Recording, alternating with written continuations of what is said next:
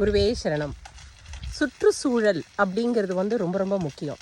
அதாவது பெரியவங்க சொல்லுவாங்க, நம்ம நல்லா இருக்கணும் அப்படின்னாக்கா அதுக்கு நம்முடைய நலம் அப்படிங்கிறது எதை சார்ந்தது அப்படின்னா நம்முடைய சுற்றுச்சூழலை சார்ந்தது தான்.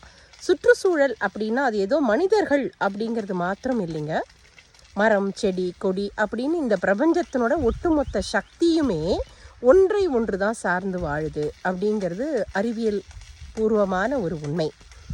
இப்போது இதில் இந்த ஈக்காலஜிக்கல் சிஸ்டம் அப்படின்னு சொல்கிறது ரொம்ப ரொம்ப அவசியம். ஏன்னா இந்த தேனீக்கள் இல்லை அப்படின்னா மகரந்த சேர்க்கை நடக்காது. பட்டாம்பூச்சி இல்லை அப்படின்னாக்கா அந்த இடத்துல காற்றினுடைய தன்மை எப்படி இருக்கும். இப்படி எல்லாமே ஒன்றை ஒன்று சார்ந்து தான் வாழுது.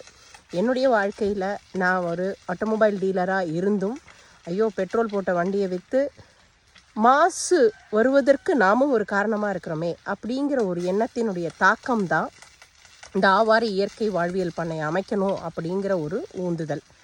இங்கே 300 வகையான மரங்கள் மற்றும் பூச்செடிகள், பழவகைகள் அப்படின்னு நம்முடைய குடும்பத்திற்கு தேவையான அத்துணை விஷயங்களையுமே ஏறக்குறைய ஒரு 6 வருட காலமாக ரொம்ப அரும்பாடுபட்டு இந்த காட்டை, அதாவது உணவு காடுன்னு சொல்லலாம், மரக்காடுன்னு சொல்லலாம், பூக்காடுன்னு சொல்லலாம், எப்படி வேண்டுமானாலும் நாம் இதை எடுத்துக்கலாம். ஆக இந்த ஒரு பெரிய முயற்சி அப்படிங்கிறது சாதாரணமான ஒரு விஷயம் இல்லை. ஆனாலும் அதை ரொம்ப ஒரு உத்வேகத்தோட என்னுடைய பெருமளவு அதாவது பொருளை இங்கே கொண்டு வச்சு இந்த ஒரு காட்டை ரெடி பண்ணிகிட்ருக்குறோம். இயற்கை சூழல் சார்ந்த ஒரு இடம். இங்கே எந்த விதமான கெமிக்கலோ இல்லை பூச்சிக்கொல்லிகளோ எதையுமே பயன்படுத்துறதில்ல. முழுவதுமே இயற்கை மட்டும்தான்.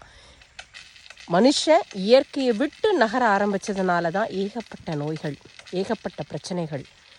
இன்றைக்கி நாம் திரும்ப இயற்கையை சார்ந்து தான் வாழணும் அப்படிங்கிற ஒரு சூழலுக்கு நம்ம தள்ளப்பட்டிருக்கிறோம் அப்படிங்கிறது தான் உண்மை. அதனால் இயற்கையை நேசிப்போம்.